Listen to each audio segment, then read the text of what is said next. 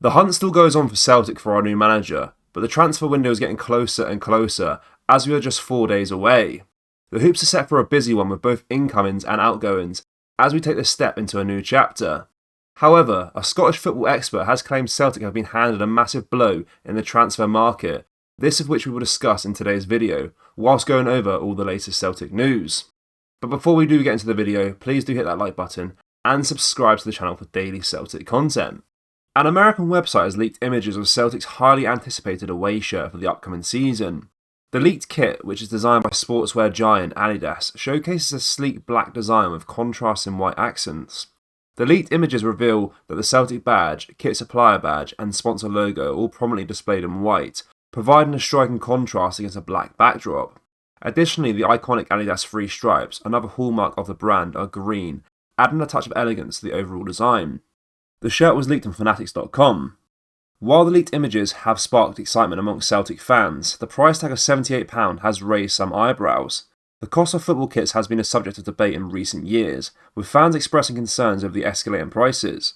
However, it is worth noting that the final price and official release date of the away shirt are yet to be confirmed by the club or Adidas, but a rise in last season's price is expected. Scottish referees may soon be equipped with microphones as part of the Scottish Football Association's efforts to enhance transparency in the game. A summit between the SFA and the Scottish Premiership clubs will be held at Hampden on Friday, addressing various topics, including the impact of the introduction of VAR technology and the contentious refereeing decisions witnessed during the previous season. SFA Chief Executive Ian Maxwell has expressed a willingness to explore all options, including making the on-field decisions audible for players, clubs and fans to eliminate confusion.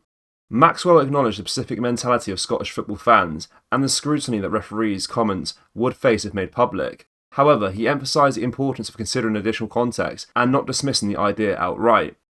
Maxwell did acknowledge that there is room for improvement in the implementation of VAR and hopes that the summit will address some of those concerns, such as the time taken for decisions to be assessed and confirmed, enhancing the knowledge and understanding amongst fans and media and broadcasters about the decision-making process and the reasons behind the time-consuming nature of VAR assessments is a key objective for the SFA. Maxwell cited the example of the Professional Game Match Officials Limited releasing audio from previous matches to educate and help people understand the decision-making process. Just a quick one, guys. We have released our brand new Celtic Champion t-shirts. You can find them at celtapparel.com or just go down to the link in the description. We also offer free UK shipping. Okay, let's get back into today's video. Celtic may have to rethink their entire transfer plan this summer. Speaking exclusively to Football Insider, former Rangers defender Alan Hutton suggested that the groundwork laid by Ange Postecoglou may have to be thrown out if potential signings were keen to play under their previous boss. The Hoops confirmed the departure of their manager before the start of the summer window, throwing potential summer plans into doubt. Postecoglou had an incredible success of transfers since his arrival at Parkhead, with the likes of Kyogo, Hatate and Jota having all arrived under Postecoglou's tenure. Back in April, Postecoglou suggested that the club already had plans in place for their summer recruitment. With the 57-year-old's departure to Tottenham Hotspur, Hutton suggested that the club's plans could change. He said, "They've done an amazing job so far with the recruitment, as we have seen. The likes of Jota, Hatate and Iwata, there have been so many that have come in and done so well. You would like to think that the groundwork has already been done before Ange left. Whether that makes a difference, the players obviously thought they would come in to play for a certain manager, so maybe that will change the dynamic of it. I think it is important that the new manager is in as soon as possible. You need a fast start, and then if the new manager does not want those signings and wants his own, he will need time to organise that. It is really important that there is a fast turnaround to get a new manager in." Celtic's first team squad is set to return for pre-season training at the beginning of July, with their first competitive match not scheduled until the start of the Premiership on August 5th/6th. This gives the club some leeway in their search for a new manager. The team is planning to travel to Japan and South Korea for pre-season matches in mid-July, facing Wolves, Yokohama F. Marinos and Gamba Osaka. However, the club's priority obviously is now to have a new manager in place before their initial training camp in Portugal earlier in the month.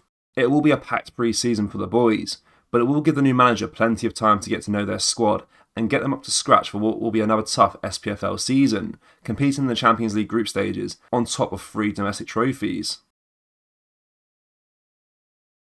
A lot of Celtic players are preparing to represent their national squads in the coming weeks, giving them very little rest this summer.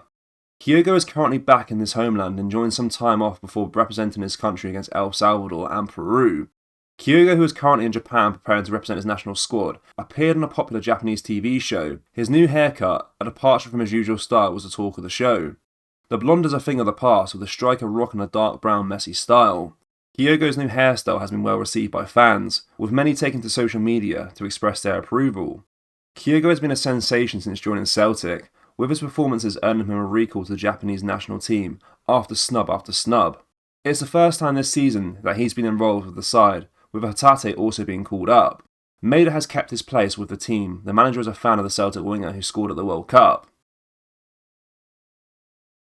West Ham's victory in the Europa Conference League has brought a sense of certainty regarding the future of their manager, David Moyes. The Hammers won the game 2-1 after 90 minutes in Prague. Amidst speculation linking Moyes to the vacant managerial position at Celtic, West Ham's club chief, David Sullivan, has made a clear statement about his intentions. In a conversation with TalkSport, Sullivan was asked about Moyes' future at West Ham. He responded emphatically, stating, "As long as he wants to remain the manager, he will remain the manager of West Ham." The statement comes in the wake of Celtic's search for a new manager following Ange Postecoglou's move to Tottenham Hotspur. Moyes, as Scot himself, has been a name under consideration for the role at Celtic Park, but the win on Wednesday night has likely ruled him out the Celtic job, with pressure lifting from the manager. However, Sullivan's declarations suggest that Moyes will continue to lead West Ham, especially after guiding the team to their first major silverware in 4 decades. Former Celtic player Shane Duffy has completed a move to English Championship side Norwich City, making a new chapter in his career. The Irish defender, who had a loan spell at Celtic Park, will now look to make an impact in the second tier of English football. Duffy, who's now 31, arrived at Celtic with high expectations in August 2020, joining on a season-long loan from English club Brighton and Hove Albion. His physicality, aerial prowess, and leadership qualities made him an attractive signing for the Scottish Giants. Celtic fans had hoped that Duffy's presence would strengthen their defence and contribute to their pursuit of an unprecedented 10th consecutive league title. However, Duffy's time at Celtic was not as successful as many had hoped. Despite making a solid start and scoring his debut against Ross County, his performances gradually dipped and he struggled to maintain consistency. The defensive woes which faced Celtic throughout the 2020-21 season became a massive concern, and Duffy was unable to provide the desired stability at the back. With Norwich City offering another opportunity to continue playing at a decent level, Duffy made the move south to Carrow Road. The Canaries, who are spending another season in the Championship, were keen to bolster their defensive options after a mid-table finish, and Duffy's experience and physicality made him an attractive signing. Celtic fans, which player do you think will leave this summer, and which positions do you think we need to strengthen? Let me know your thoughts down in the comment section below. That brings us to the end of today's video, guys. Make sure you drop a like on this video and subscribe to the channel for more Celtic content. Remember, we have also released our brand new Celtic Champion t-shirts. You can find them at celticapparel.com or just go down to the link in the description. We also offer free UK shipping. Okay, thank you, take care, bye bye.